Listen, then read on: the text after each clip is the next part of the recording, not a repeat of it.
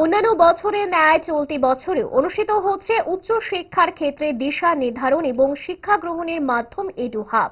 আজ থেকে শুরু হলো এডু হাবের কর্মসূচি। আগামীকালও জারি থাকছে এই কর্মসূচি।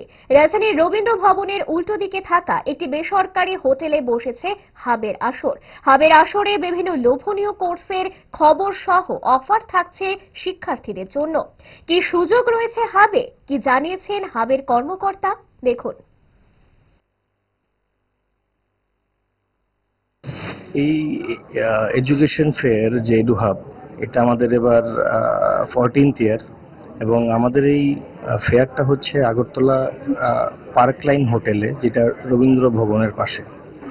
এই ফেয়ার আজকে এবং আগামীকাল এই দুদিনেরই রয়েছে এই ফেয়ারটা এবং আমরা খুব প্রাউডলি এটা বলছি যে আমাদের এইবারের যে ফেয়ারের যে ইউনিভার্সিটিগুলো এসছে, যে কুড়িখানা ইউনিভার্সিটি এসছে এবং তার মধ্যে থেকে 7খানা রয়েছে ইন্ডিয়ার টপ ইউনিভার্সিটিস।